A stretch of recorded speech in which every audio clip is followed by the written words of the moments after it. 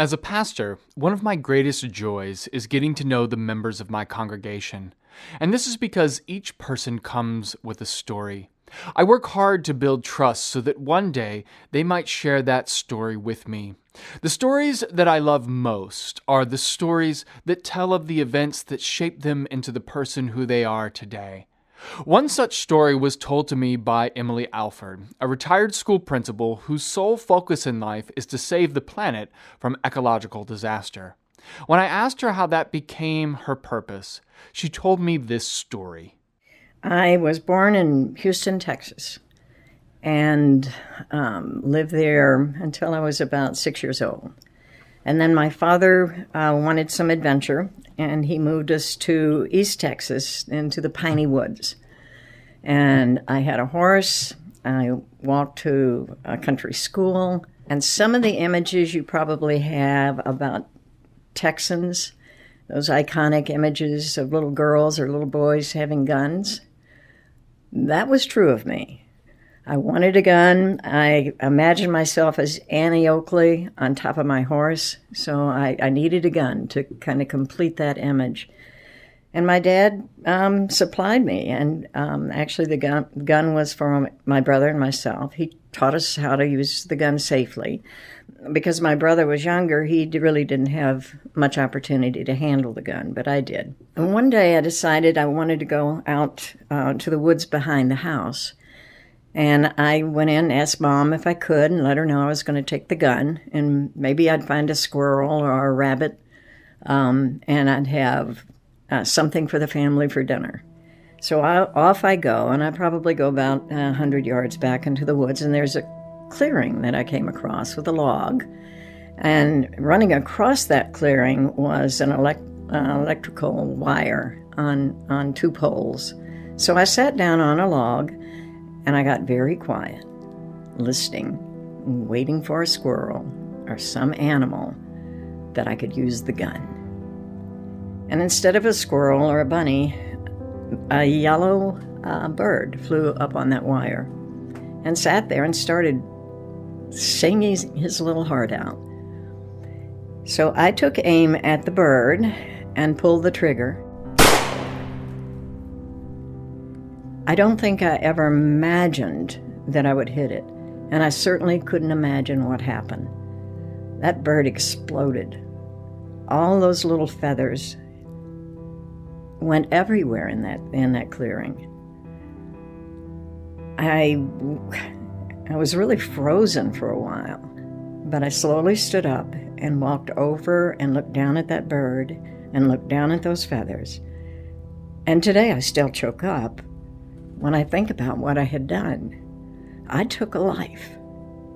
And at that moment, I understood life in a whole different way, and death, and guilt. And then later, I understood responsibility and obligation.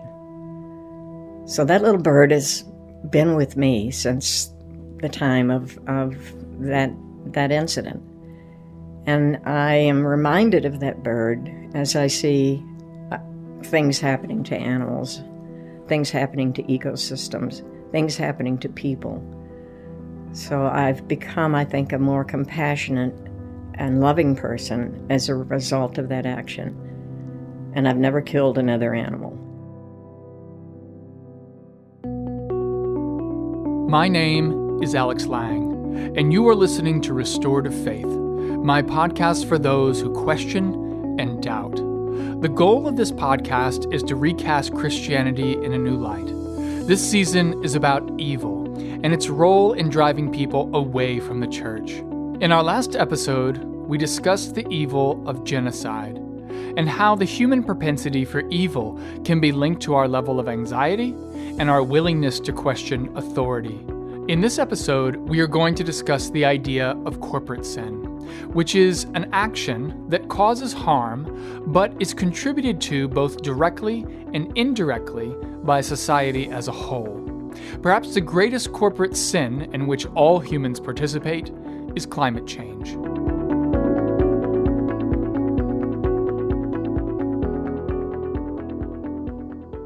The primary contributor to climate change and the warming of the Earth has been the exponential increase of the human population over the last century.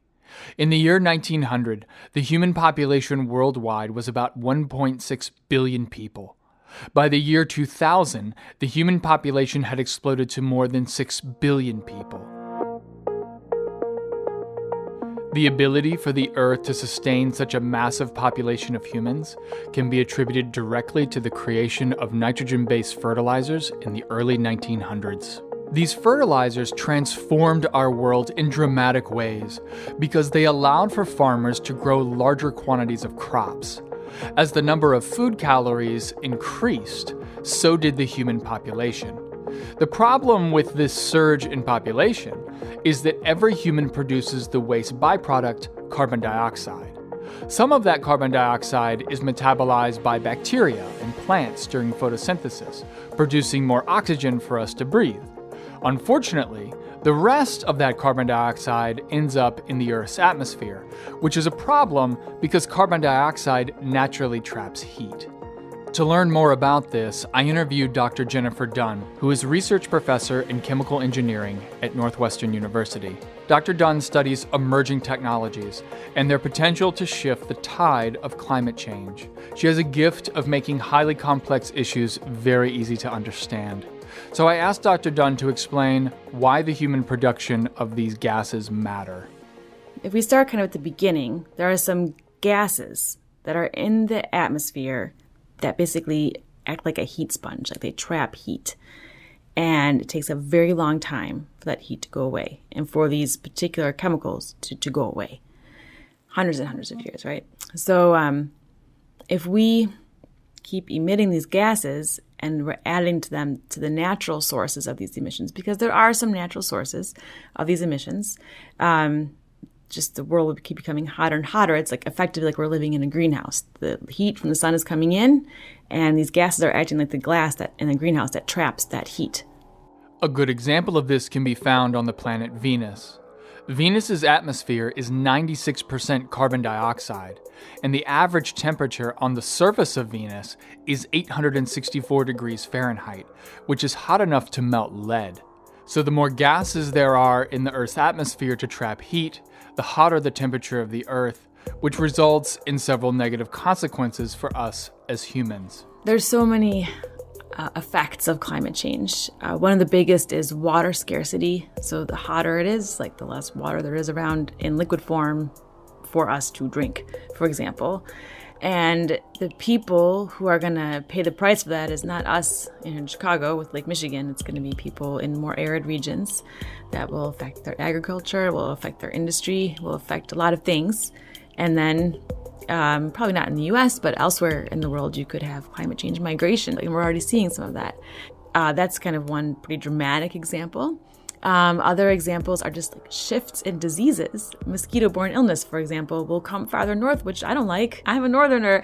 I don't want these extra special mosquitoes coming into my backyard.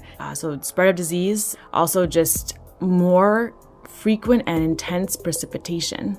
So we'll have some water scarcity issues, but we'll also have this more frequent, intense precipitation, which will lead to flooding. But over time, it could drive up food prices and just make farming a lot harder, and maybe less people wanted to be farmers. So who knows? Like we're going to see a lot of changes that we can't predict. Dr. Dunn explained to me that given enough time, climate change will render some coastal areas and some water-scarce areas challenging or impossible to inhabit. It's a pretty dire outlook, and the vast majority of climate scientists around the world have been sounding the alarm that if we don't change our behaviors and greatly reduce the amount of heat-trapping gases we are spewing into the atmosphere, then the effects might be irreversible. So I asked Dr. Dunn, with so much on the line, why is it that people seem so reluctant to take the necessary steps to reverse the effects of climate change? So I remember the ozone hole challenge issue, I was a middle schooler when that was going on. And I remember hearing like a clear message that one thing that needed to change was aerosols. So I remember getting on my grandma's case about using aerosol hairspray. And I remember her looking at me asking, well, what else should I use? I said, well, you should use pump spray. And she said, I don't like pump spray because it's too clumpy. And so, this is a small example, kind of, I think that's where it touched people's lives kind of the most, is like in these aerosol products. But there was like a specific class of chemicals, chlorofluorocarbons, that were causing this hole in the ozone layer. And you're right, it was 197 countries in 1986 signed this Montreal Protocol, but there were clear sort of categories of chemicals. So refrigerants, like coolants, aerosols, and then, for example, fire retardants. And these were things that chemical engineers, material scientists, they could kind of dig into those specific categories of materials and come up with alternatives. And yes, they had to be, cost effective, but they also were required to do so by law. And I feel like those things weren't touching people's lives as closely as the drivers behind climate change.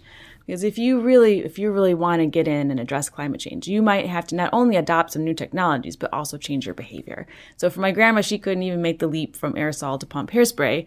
But for the rest of us, we're saying, well, maybe you should take public transportation more. And that means you need to constrain your schedule to when is the train leaving and can I get to work on time? Or do I have to leave the house 20 minutes earlier? Or maybe I shouldn't fly for my vacation, or maybe I should eat less meat. I mean, those types of things comes down to your dinner plate, and that's really personal for people. And I honestly, that is where I see like the biggest resistance is you're kind of telling people in a way that what you're doing is wrong, and you need to do a major change in your lifestyle. But honestly, I don't think it's that major of a change. I think if we all could make some small changes, it would add up to a big action. But that's not the message people are getting. So I feel like there was a clear message. This is what you should do in the 80s. And it was doable for people because it didn't touch every part of their lives so much. And now there's very unclear messaging. And I think it's overwhelming for people. They don't know what to do first. And nowhere is the messaging more unclear than from the Christian church. Many Christians deny that climate change is even real, or if they acknowledge that it's real, they don't feel that humans are the cause, or if they do feel that humans are the cause, they don't care. With 99% of scientists agreeing that climate change is real, why do these particular Christians refuse to acknowledge their role in contributing to the warming of the earth? I mean, it's science, right? How can you argue with science?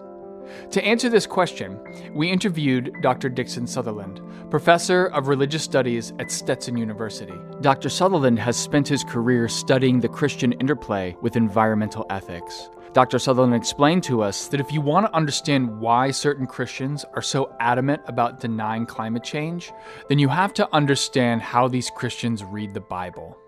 Evangelical Christians have, without necessarily any education or understanding, accepted a kind of literalistic understanding of the creation narratives. And unfortunately, because these are creation narratives that are not in any way intended to be literalistically understood, even in their own day, much less ours, they have taken these and co-opted them into a kind of domination, oppressive theology, which leads to a concept of dominion over nature. So when you read these stories without understanding them as symbols and understanding them in their historical context, what happens is that you read them flat.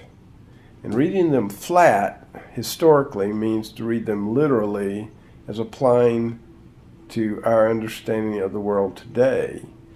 That puts them in contradistinction and direct conflict with modern scientific understandings. This literalistic reading of the Bible has some major repercussions because it changes the way these Christians interpret God's gifting of the earth to human beings. In Genesis chapter 1, verse 28, God says, "Be fruitful and multiply, and fill the earth and subdue it, and have dominion over the fish of the sea, and over the birds of the air, and over every living thing that moves upon the earth." For the evangelical, this particular verse is a directive from God that gives us permission to exploit the earth's resources for whatever purposes we deem fit. Given this dominion over, as they interpret it, you have the ability to drill, to pollute, to use water up and redistribute water on all of the face of the earth. We can do whatever we want to with nature, but their theology is that because God is in control of it, we can't destroy it, and that we can do whatever we want to and it's okay. Over against that is the idea that the world is a stage on which we play out the plan of salvation for human beings, because after all, we are different. We're created in the likeness and image of God, therefore we're different, and all that matters is our salvation. Nothing else matters. That's the number one thing that matters. And the author of the Cornwell document. Just as a side note, Dr. Sutherland is referring to the Cornwall Declaration on Environmental Stewardship, which was put forward in the year 2000 and is highly critical of much of the current environmental movement. This declaration was signed by over 1,500 clergy, theologians, and academics who reject the findings of climate change science. Actually states this verbatim when he says, nothing else matters but your salvation before God. If I am wrong about the rest of the earth, he says, then too bad. I made a grand mistake, but at least we'll be saved. So all that matters is the individual salvation of the individual soul before God, acceptance of Jesus. Earth doesn't matter. But as Dr. Sutherland will tell you, the earth does matter. And what we do to the earth does make a difference. It is possible for us to destroy the environment, but that destruction comes as a result of the totality of human activity. It's not just one person who causes climate change, it's all of us acting together. But because these particular Christians have come to believe that God is only interested in the individual human soul, they have also come to believe that God has little to no interest in human society at large. If God doesn't care about the global human community, then why should they? Of course, bound up in all of this is the fundamental belief that an individual is only responsible for themselves. You are not responsible for the well-being of anyone else but yourself. For those who subscribe to this belief, it creates a sort of willful ignorance, where they reject or seek out alternative explanations for the evidence staring us in the face that the environment is shifting right in front of our eyes. I asked Emily Alford, when was the first time that she realized that something dramatic was happening to the environment as a result of human activity? I guess climate change came home to me. I remember so vividly. About 15 years ago, we were traveling through the Rockies to the Cascades. It was one of my first trips out to the Northwest. And I kept seeing these patches in the foothills of brown trees. And in evergreens, you don't see brown, because they're not deciduous trees, so you'd expect evergreen to be evergreen. So we pulled into a place that, and stopped, and there was a ranger there. And I asked, I keep seeing these brown patches at different places in the forest. And he said, yeah, those are the pine beetles that are doing damage to trees. I'd never heard of a pine beetle, so I asked, well, what is that, an invasive species? And he said, no, not at all. We've always, these trees, live with these pine beetles, but we've never had this kind of infestation starting.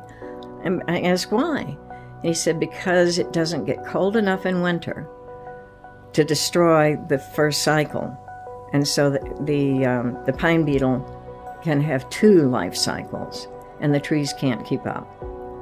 Since that time, about 80% of the forest have been destroyed by pine beetle, from New Mexico all the way up into British Columbia, and the same thing in the Cascades. So again, if you look at a satellite map of the region, you only see green in about 10%, and they're all in various stages of dying. But the forests are just one victim of a warming climate. There are many more. Polar bears who can't find ice floats to hunt for food, humans who have lost their homes and livelihood to massive floods and fires, once-in-a-century hurricanes happening every couple of years. The earth is approaching a tipping point, and Christians simply aren't willing to take responsibility for this corporate sin in which we all participate. For a religion that touts itself as caring about the well-being of people around the world, the rejection of climate change would seem to be in direct conflict with their core values. The consequence of this hypocrisy is that people from the younger generations are turning their backs on the church.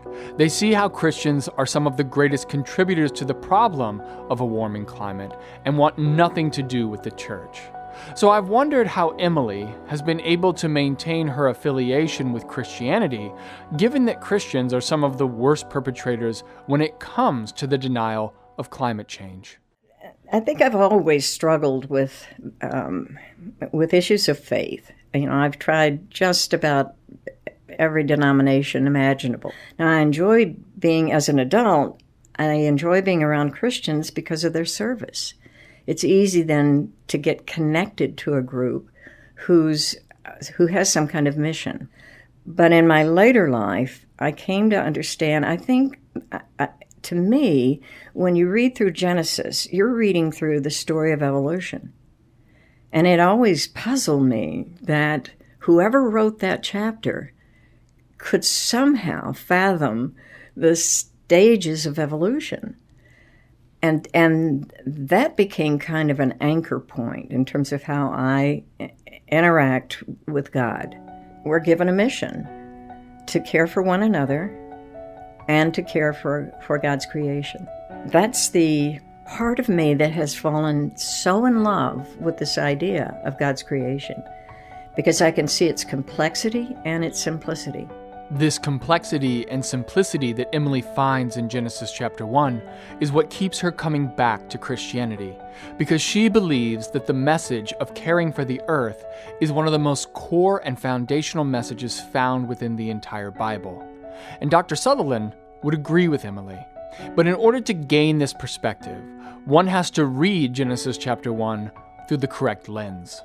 I wrote an article years ago with my spouse, Dr. Queen Sutherland, entitled Janitors of the Earth, in which we said that Genesis 1 was wisdom literature, not science. It was wisdom literature trying to tell us how we are supposed to be a part of nature, not how we are somehow superior to it, but how we are a part of it. And that meant that, in fact, we had to reserve its goods for the poor. So if the original intention of Genesis chapter 1, which, by the way, are the first words written in the Bible, was for humans to care for the earth and be stewards of its resources for the benefit of all the creatures that inhabit our planet, then I think it's clear that Christians need to reclaim that directive from God so they can be part of the effort to save the earth from ecological collapse. Of course, changing the hearts of millions of Christians who have spent the last 40 years denying climate change isn't going to happen overnight, which begs the question, are we on the road to inevitable failure? Are we as humans going to be able to get our act together in time to really make a difference in the fight against climate change? I pose this question to Dr. Dunn. I have thought a lot about this, and I always come back to kind of like some of the most challenging times in our country's history. So, of course, World War II. And I just think about all the sacrifices people made. People did change their diets. They had their kitchen gardens, and they, like in the UK, they turned in metal for melting down for weapons, and let alone saying goodbye to their sons and in some cases daughters. Huge sacrifice because there was a very clear and imminent danger. And so I think when people understand that there is a danger, they will step up and be their best. This whole greatest generation thing, right? I would love it if my generation or my children's generation could be that greatest generation. We need to be, and we need them to be the greatest generation for this. It's truly an emergency. But, are we getting that message? We're not getting the message from our leaders, basically, at a national level. We are not getting that message. right? And so if you ascribe to climate change being real and that we need to do something about it, that kind of puts you in one particular political party's camp. But it shouldn't be a political party agenda. It should be, we can actually measure the concentration of CO2 in the atmosphere. We see it's going up. We see the effects of climate change on things like populations of animals, where tree species are living these days because they're shifting. There's so many, just let alone the glaciers, just so many things we can see with our eyes that is driven by climate change. And here, Dr. Dunn has stumbled upon one of the greatest corporate sins that has been committed by the church. Evangelical Christians have made the practice of collecting scientific data a political act. So the conclusions that Dr. Dunn and other environmental scientists have produced as a result of their work is simply dismissed as an attempt to further a political agenda. Because once something is political, it is biased. And once it is biased, it is devoid of truth. But as Dr. Dunn will tell you, it's not data that changes people's minds about the reality of climate change. It's the first-hand experiences of how it can impact your life and the lives of those you care about. When you watch somebody you love endure harm because of climate change, that's when your heart and your mind begin to shift. Emily told me about one such moment that impacted her life. The experience I've had in Puget Sound with the orca whales, it's a very spiritual time. The orcas in the Puget Sound area are different from orcas in the rest of the world. They eat fish, and the rest of the orcas eat seal. And they're in 3 pods. The southern pod is the pod where animals were captured for SeaWorld. And every summer I go out at least 3 or 4 times to visit those pods. Those 3 pods gather in super pods to breed. The numbers are falling. There are only now about 89 animals left. And part of it is overfishing, and part of it is chemicals in the water. Because the babies suckle, the milk from the female whale is 50% fat. So it's a very rich mixture, but chemicals are stored in the fat of all animals. And so that's also an issue. I think I was so moved this past summer because I was there when one of the females gave birth. In fact, I was on the water in the same area where she gave birth, but we weren't able to spot her that day. The baby lived about 6 hours, and the mother pushed her baby around on top of the water for 17 days. And I think it's an insight into a mother's love. And I know that elephants are the same way. I mean, we know. I think what we're beginning to find out now is that in so many of these animals, there is a reflection of the things that we value: family and offspring and territory, and that we have a responsibility to care for them. God has entrusted the earth to the human race, and if we don't take care of it, no one else will. When you assume the label of Christian, you also assume responsibility for the earth. If we sit back and wait for God to clean up our mess, then we become complicit in contributing to the gravest evil ever perpetrated in the history of humanity, the annihilation of the earth. And that annihilation will not just include the destruction of the fish of the sea and the birds of the air and of every living thing that moves upon the face of the earth. No, we will also be responsible for the demise of the entire human race. The time to act is now. And as Christians, it is our duty to ensure that the earth remains a place where all of God's creatures can not only survive, but thrive.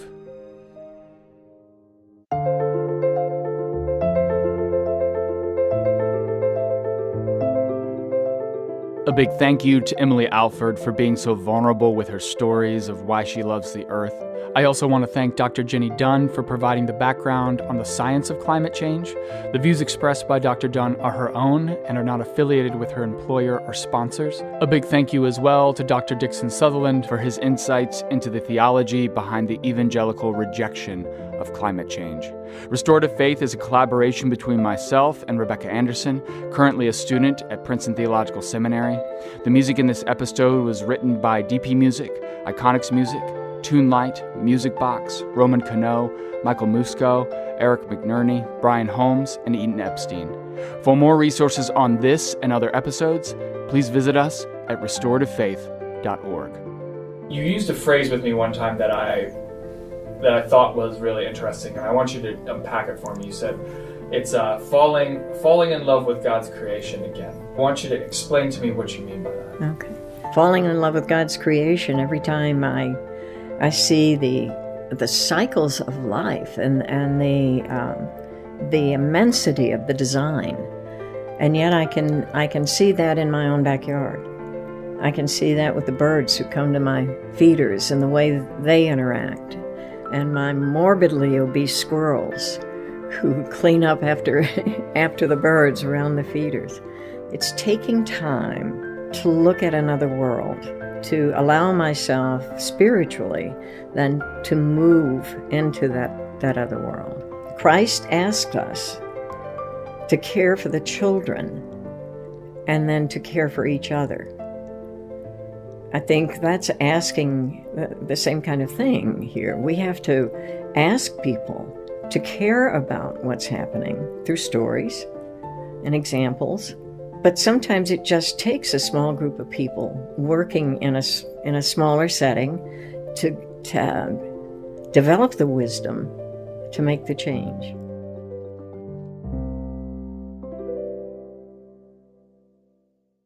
Next time on Restorative Faith. I remember being in 7th grade Sunday school and the teacher coming downstairs and saying, "Do y'all know what tomorrow is?" And we said, "Yeah, it's MLK Day." My school had just started taking it off a few years before. And we said, "Yeah, it's MLK Day." And he said, "Wrong." We were like, "What?" He said, "Tomorrow is James Earl Ray Appreciation Day. That's King's assassin." What's happening in America is not that people are becoming more secular. It's that people are turning away from traditional religion towards alternative ways of experiencing transcendence. This new church that I started going to when I was in my middle 30s, and it was continued to be told to me that I had to be hospitable, I had to have a great house, and be a great cook, and a perfect mother, and a perfect wife. And if anything that I was doing was interfering in my relationship with my husband, I should stop. I was even suggested by a very good friend of mine to drop out of school because it was interfering in my relationship with my husband. And this was in the church? Absolutely.